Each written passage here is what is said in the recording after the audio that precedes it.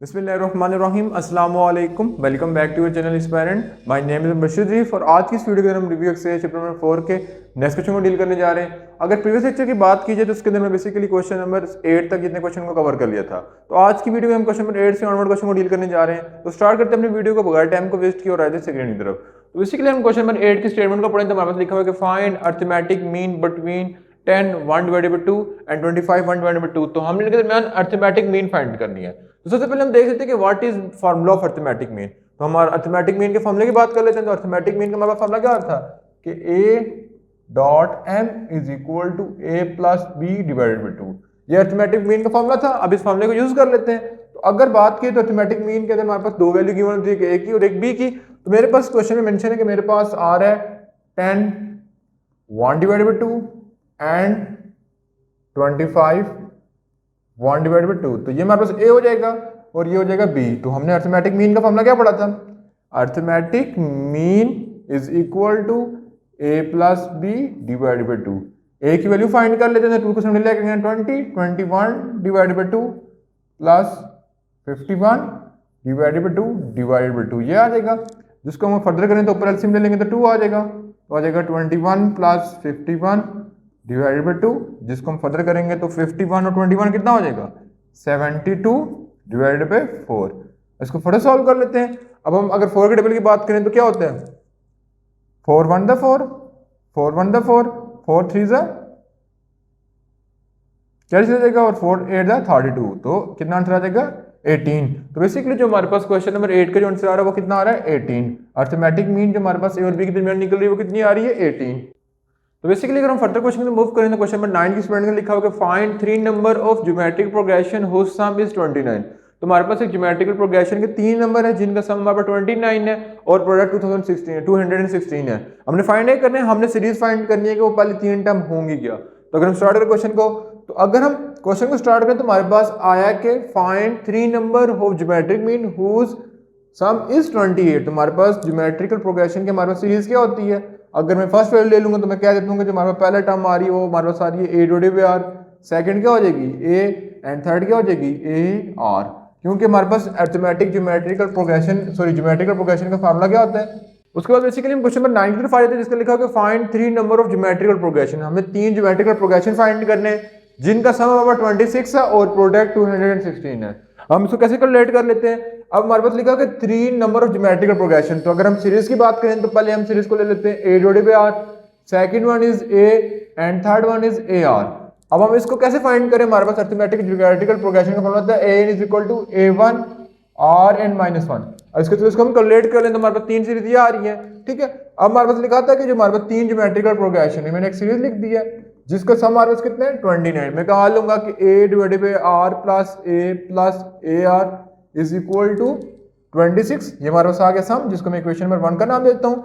उसके बाद मैं प्रोडक्ट लिख देता हूँ। अगर हम प्रोडक्ट की बात करें तो मेरे पास क्या लिखा हुआ था? इसी सीरीज का product a divided by r dot ar is equal to 216।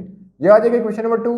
अब इक्वेशन नंबर 2 का अगर हम फर्दर सॉल्व करें तो हमारे पास क्या आ जाएगा? r और r कट जाएगा, a का क्यूब आ जाएगा, a का cube is equal to 216 which mean a की वैल्यू हमारे पास कितनी आ जाएगी? 6।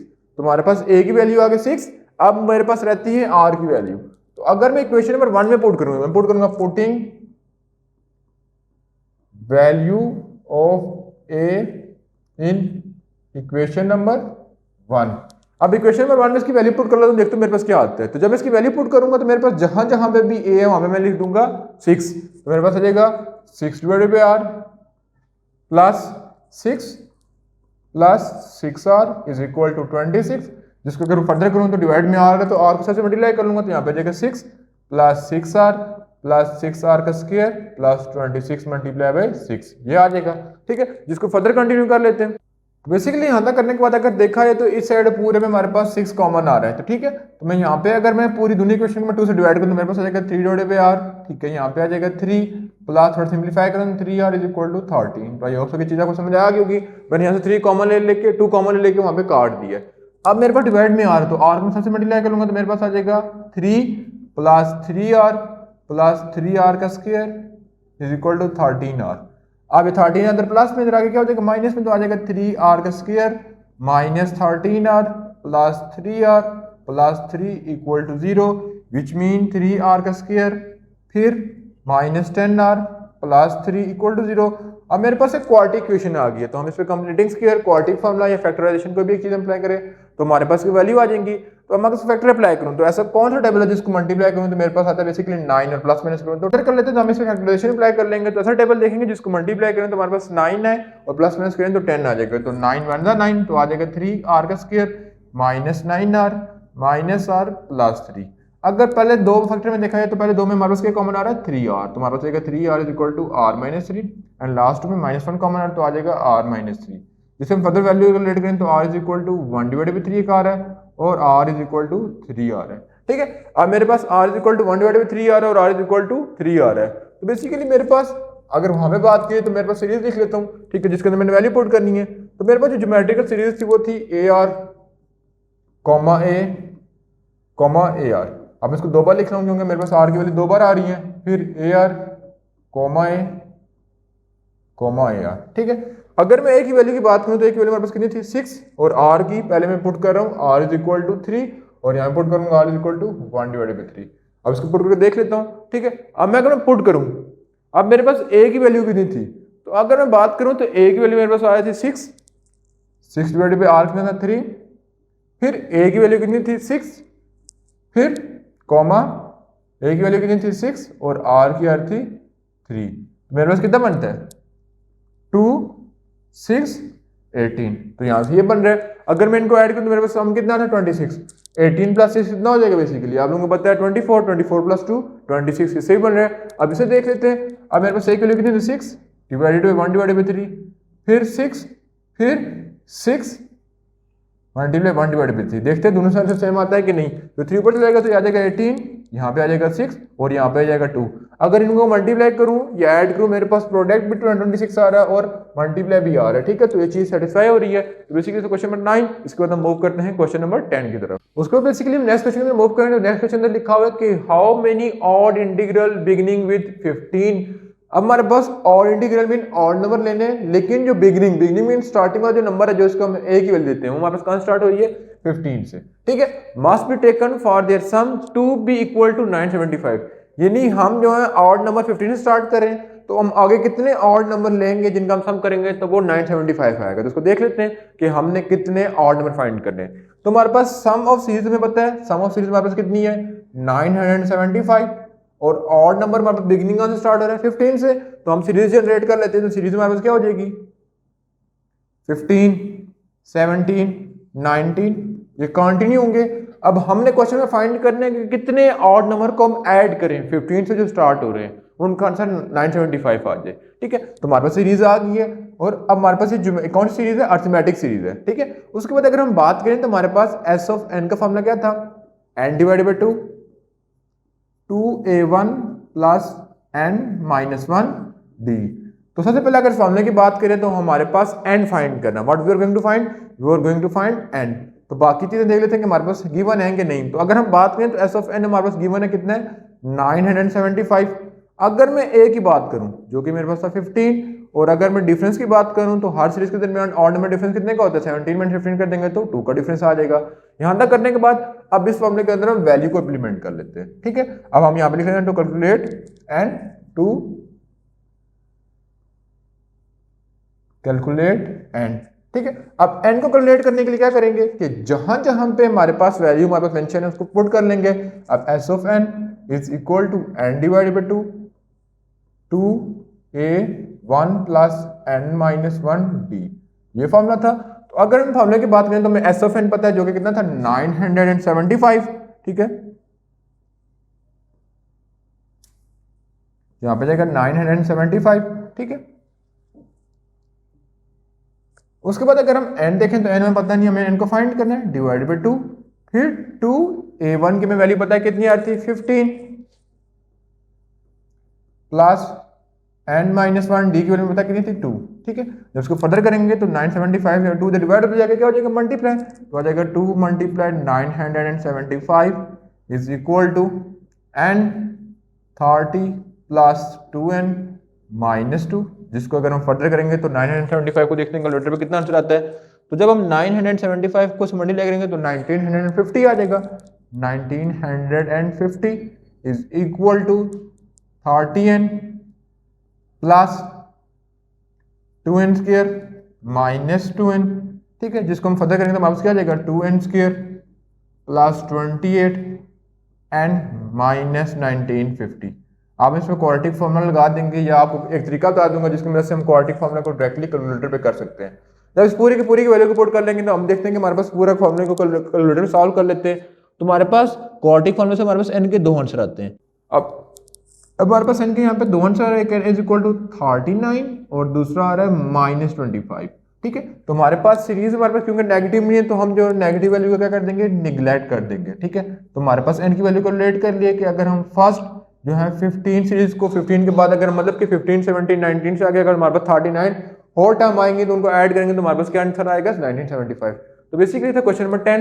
तो बच्चे कहते हैं कि जब आप क्वेश्चन कर लिया करेंगे थोड़ा साइड पे होल लिया करेंगे ताकि हम स्क्रीनशॉट ले लिया करें। तो मैं यहाँ पे साइड हो जाता हूँ तो आप लोगों ने इसका स्क्रीनशॉट लेना है। अगर कोई भी कंफ्यूजन है तो वो आपको साइड पे व्हाट्सएप का नंबर भी शो हो रहा होगा, फेसबुक पेज भी शो हो रहा है और यहाँ पे स्पायरेंट पे भी आप मैसेज करके पूछ सकते हैं या कमेंट सेक्शन में पूछ सकते हैं। बेसिकली क्वेश्चन नंबर 11 की बात करें तो लिखा हुआ है कि a gas filled balloon has risen 100 feet in each succeeding minute, the Ryzen only 15% has fire its previous minute. Mean कि जब हम बैलून को पहली बार लेट्स सपोज हमारे पास गुब्बारे बने हुए हैं, अब जो फर्स्ट गुब्बारा हो जाएगा उसको हम बोल देंगे A1, जो नेक्स्ट जो हमारे पास गुब्बारा एयर में जाएगा उसके लिए क्या हो जाएगा कि उसके अंदर प्रीवियस काउंट होगा और प्रीवियस का 50% काउंट होगा। जब नेक्स्ट जाएगा तो उससे प्रीवियस का वैल्यू आ जाएगी और उसका 50% आ जाएगा। मीन अगर मैं यहाँ पे कैलकुलेशन करके दिखाऊं तो मेरे पास अगर पहले की बात करूं mean gas filled balloon, gas filled balloon जिसको मैं A1 का नाम देता हूं जो कि मेरे पास आ रही है 100 फीट, ठीक है। अब मेरे पास A1 आ गया लेकिन आफ्टर 1 मिनट, हर मिनट के बाद हमने फाइंड करनी है फॉर 5 मिनट, तो मैं कह दूंगा कि आफ्टर 1 मिनट, आफ्टर 1 मिनट हमारे पास क्या हो जाएगा A2 की वैल्यू को कैलकुलेट करने जा रहे हैं। अब A2 की वैल्यू को कैसे कैलकुलेट करेंगे तो मेरे पास आ जाएगा वैल्यू ऑफ A1, ठीक है, प्लस 50% ऑफ A1। ये चीज आपको समझ आ गई होगी, मैं फॉर्मूला लिख रहा हूं। अब A1 की वैल्यू कितनी थी मेरे पास 100 आ रही थी प्लस 50%, जब इस चीज की परसेंटेज कैलकुलेट करनी होती है, ठीक है, तो 100 से मल्टीप्लाई कर देंगे उसी वैल्यू को और परसेंटेज को सिंबल खत्म करने के लिए 100 से डिवाइड कर देंगे, जिसकी रिस्पेक्ट से हमारे पास कितना आंसर आ जाएगा 150, ठीक है। अब मेरे पास आफ्टर 1 मिनट कितना आ गया 150। अब मैं कैलकुलेट कर लेता हूं आफ्टर 2 मिनट, आफ्टर 2 मिनट वो हमारे पास क्या हो जाएगा कि हम प्रीवियस वैल्यू को काउंट कर लेंगे तो प्रीवियस वैल्यू हमारे पास क्या हो जाएगा A3 is equal to A2 plus 50% of A2। ये फॉर्मूला यूज कर लूंगा। अगर बात करें तो A2 मेरे पास कितना था 150 और 50% कैलकुलेट करना है इसका, तो हम करेंगे 50 मल्टीप्लाई बाय 150 डिवाइडेड बाय 100, ठीक है, जिसकी रिस्पेक्ट निकालेंगे तो हमारे पास जाएगा 100 सॉरी आ जाएगा हमारे पास 150 plus 75 which is equal to 225। अब 225 आ गया। अब आफ्टर 1 मिनट 2 मिनट के बाद जाते हैं आफ्टर 3 मिनट, ठीक है।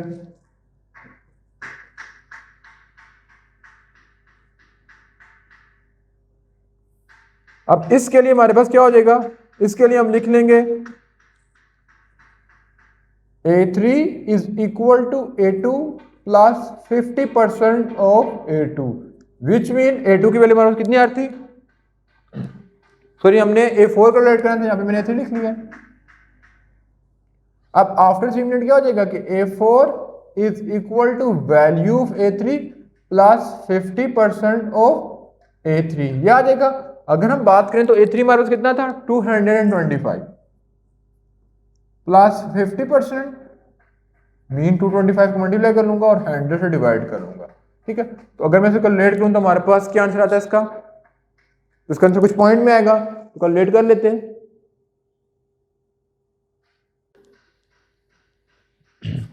जिसकी रिस्पेक्ट से हमारे पास आंसर आ जाएगा 337.5, ठीक है। अब आप इसे भी कैलकुलेट कर सकते हैं। अब हमने A4 कैलकुलेट कर लिया, अब A5 के लिए क्या हो जाएगा, ठीक है।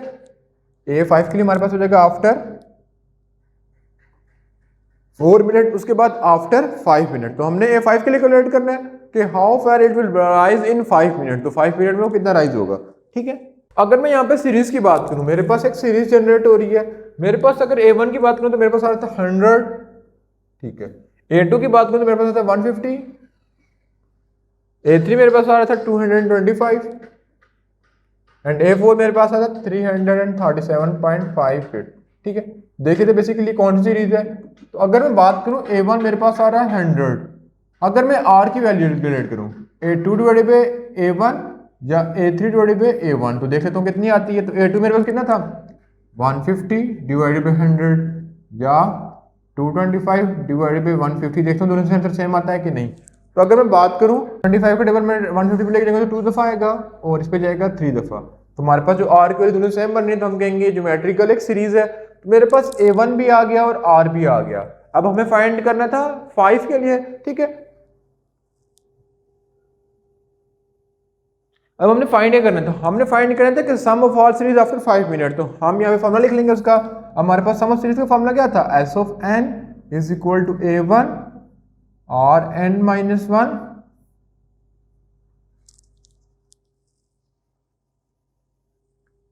और यहाँ पे देगा R माइनस 1। तो अगर हम बात करें हमें A1 सीरीज फाइंड करी, जैसे मैं बता कि ज्योमेट्रिकल सीरीज है, उसके बाद हमने सम ऑफ सीरीज फाइंड करी थी आफ्टर 5 मिनट। 3 मिनट के लिए हमने फाइंड कर ली थी।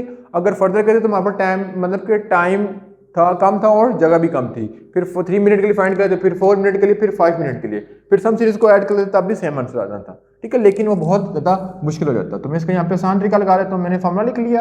अगर मैं बात करूँ तो मेरे पास A1 की वैल्यू आ रही है 100, R की वैल्यू मेरे पास कितनी आ रही है, पुट कर लेता हूँ। R की वैल्यू मेरे पास 3 डिवाइडेड बाई 2 की पावर n कितना था मेरे पास 5 माइनस 1 और R 3 डिवाइडेड बाई 2 माइनस 1।